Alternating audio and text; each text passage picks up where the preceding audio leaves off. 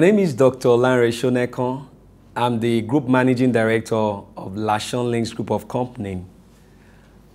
Today on EduFix, the episode we're going to be looking at is we're going to be looking at the professionalism practice in real estate.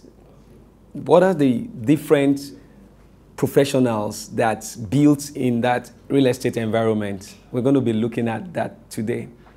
And let me have a list. Let me give you some of the names. And you may have been used to, but you may not even have the details of functions of this personnel. I've seen in most of the buildings today that people do, or structural work they do, they just get someone and say, oh, I think you're a draughtman, you can do this drawing for me. I think you can do this building for me. I've seen a Messi or someone who is like an artisan, who is a bricklayer, and say, okay, I have this design, can you work for me? Well, we've had a lot of issues in the built environment, in the housing built environment today. We've seen a lot of collapses, a lot of challenges in terms of infrastructures and structures that are coming down.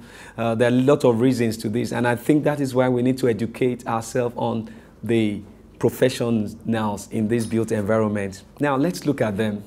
We have the likes of the estate surveyors and valuer.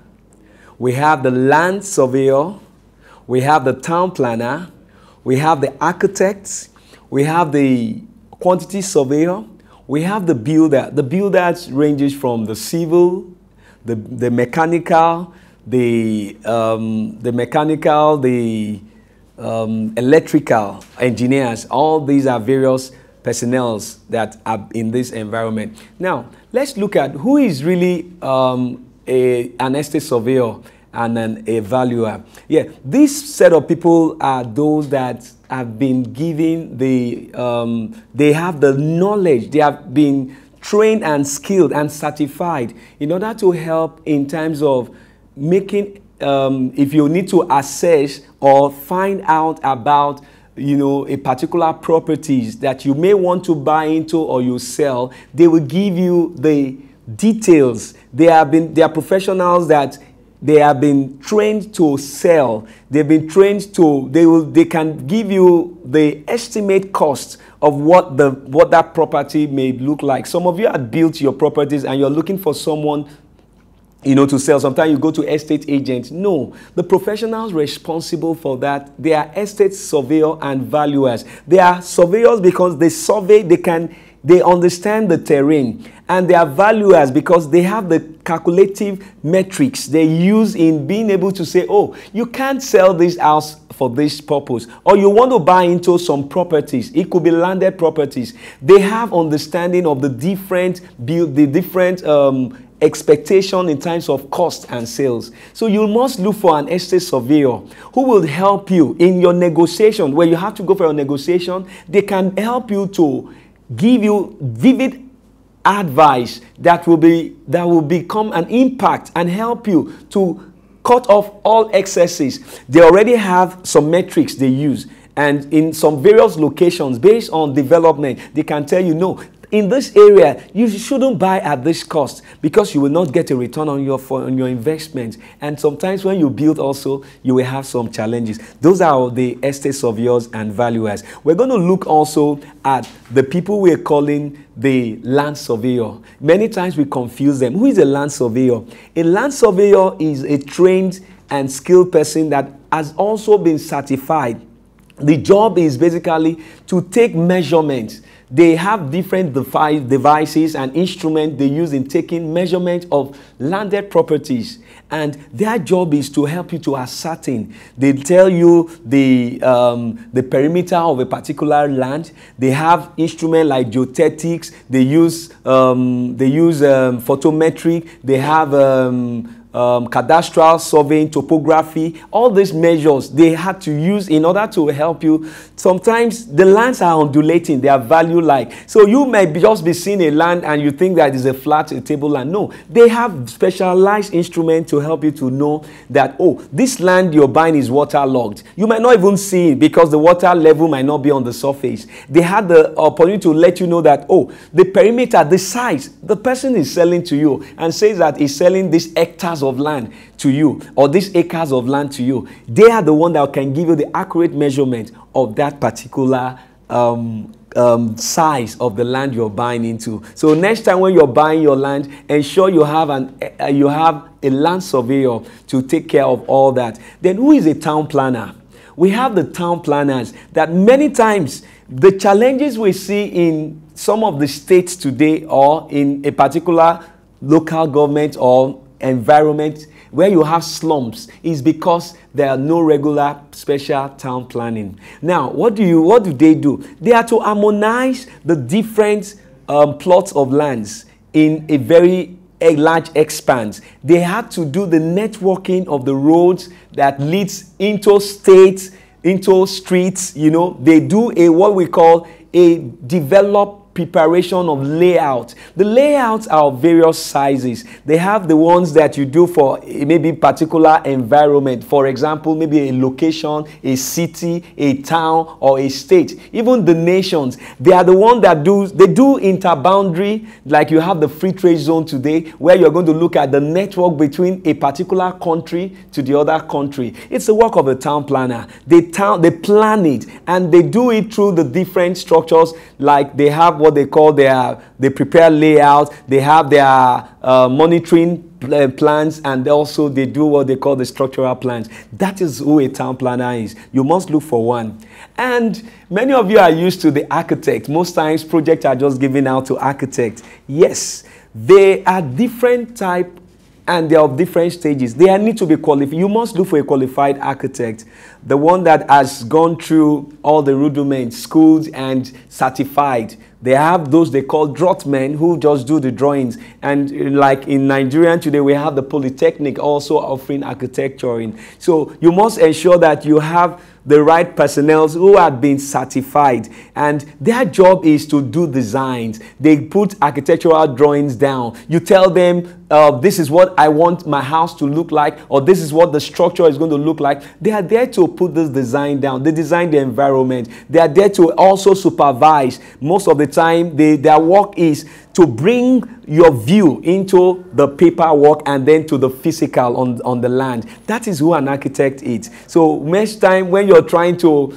do your drawings and then sketch up your drawings, you have the architects who are responsible to doing that for you. And you always know of the quantity surveyor, which is a name that mostly I know that people don't easily hear out. And their work and their professionalism cannot be underestimated, because most of the time when you have a cost, an adequate cost of what is going to take you to start a project to the end, you must look for a quantity surveyor. They have what they call the bill of quantity. The bill of quantity states in details every specifications of materials that will be used right from onset. If you're talking about the number of blocks, the number of cement, the number of iron rods, the number of the woods carpentry works you're going to do, the numbers of name it, to the minute, to the little, to the definites, they will give you and say, for this particular bungalow, for this particular stadium, for this particular hospital, whatever built environment, they have their measurement and they will give you an accurate calculation. They are also there for you if you have to also evaluate, because as a quantity surveyor, they can give you the bill of quantity. They can tell you what the cost of that building is before you even make a sale on it. And sometimes, so if you want to have an idea of an approximate amount that will be required for you in order to build, look for a quantity surveyor. And now we talk about the builders. Now, in the building environment, we have different levels of building structures, and they are all professionals in their field. We have the builder themselves who put up the carcass. The carcass is right from the foundation to the level to the lintel, and then you get to the roof. They are the builder. They are specialized personnel. Most of the time, you look at the likes of the people you call the artisans, who are the block molders. You call them sometimes the bricklayers. You understand? The right personnel is a builder, because in building they had to use specialized tools in order to be sure that they take the right level, right from foundation. And while they are building, they must ensure that they have done the in situ, where you are going to put the foundation itself. And it must be specific. There are specifications, even in the blocks that you're using, and the ratio of cement mixing with the sand, the types of gravel, granite, all those things. A builder must be on ground to ensure that specifications are built. Now, in the builder, when you mention builder, you have them in different categories. You have the civil engineers, you have the mechanical engineers, and you also have the electrical engineers. In building constructional work, everyone has their different areas. For example, if you have to do more than one-story building, you must get the civil engineers to come on ground. The civil engineers, they are responsible to ensure that they do the maximum calculations of the strengths, the reinforcement of what is going to take the house, the other structure you're putting upon the house. And that is what you can do to avoid other collapse, because there must be a measurement. I tell, even when your architect has done your drawing, if you are doing anything above going into any level after just a bungalow structure, they must be able to calculate that decking that you're going to put upon that building before the next building. They must be